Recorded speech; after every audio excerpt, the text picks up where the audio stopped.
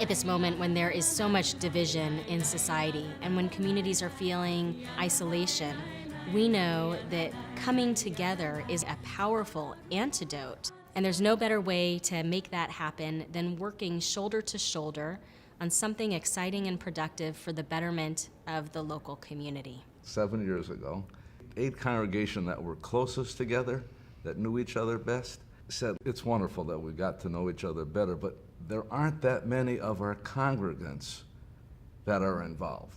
How do we get more of our congregants involved? 2 of our Christian neighbors had success by doing community service together.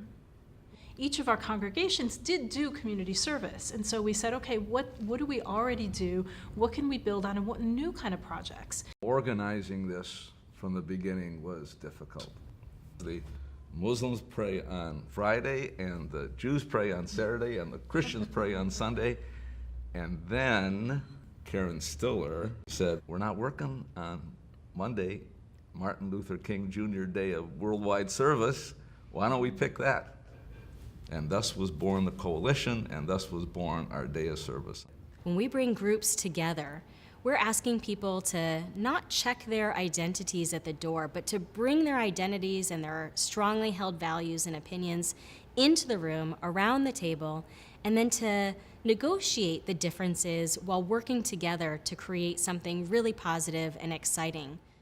First year we only had 5 projects. The following years we had more than 25 projects. There was magic to doing community service together.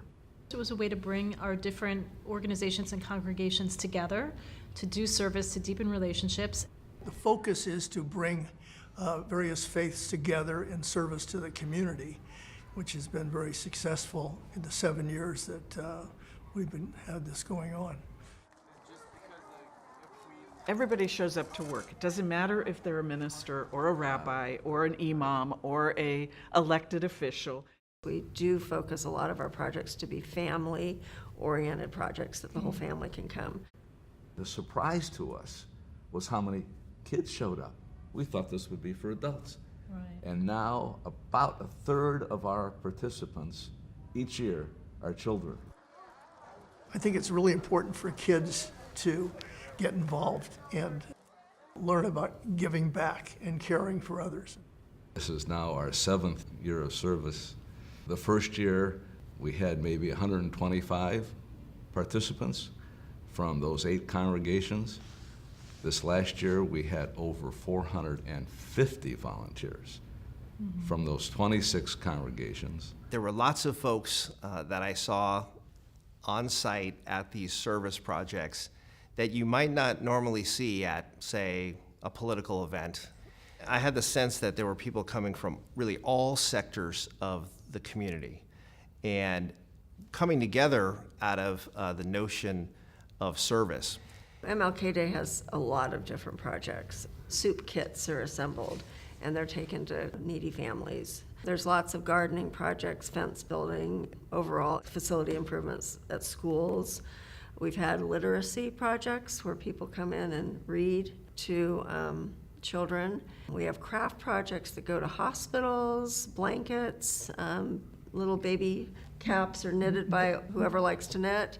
We were realizing more and more that we have so much in common, and that's what we need to be celebrating. And the Day of Service now celebrates that, but so do our Song Fest we do every year and the education programs we do every year. We do a Women of Faith program. We always do the Freedom Seder every year with the help of JCRC. We had a great event welcoming strangers in our faith, and we had 6 major religions talking about how they do that. The different things we do give us a chance to deepen our relationships and have more friendships. It is like a big family, and we learn from each other a lot. One of the good examples is the iftar dinner that Muslims celebrate, but we celebrate all together in a Jewish temple. When everyone comes together, it just shows in their countenance, in their eyes, the desire that we all have as humans to do good. each group has like the music note. Like, I mean, you are yourself, have one note only. But when you combine these one, it's very nice songs. We bridge the divides. And in bridging the divides, we create these wonderful connections. And those connections are our strength. When we were reading part of the Bible, and this was telling, like, you should help the stranger, you should help the poor, you should feed the hungry. So the same things we have in the Quran, like we say, come on, are we reading the same book? We have ways that we are constantly reminded that what we have in common is infinitely more important than what separates us. The Multifaith Coalition has advanced our mission of building relationships with different faith houses, with other community leaders, with elected officials. The most powerful work that we do is work that's done in coalition. That's where the relationships are formed. There's a deepened understanding and acceptance of Jews and our Jewish values and our aspirations in the world. It's wholly appropriate that PMC is the recipient of the Tom Lantos Award and is being honored for their good work around service in the community. Tom Lantos was a real mensch. He was a real humanitarian, and that's what we have with our leaders. It makes me humble and proud to have this honor bestowed on this organization that ultimately grew out of longings for friendship and desires to make connections. We're on a journey together, and we're on a journey that we can understand each other if we're open and willing to listen. You learn differences and you start to understand each other. When you start to understand each other, then you start to respect each other.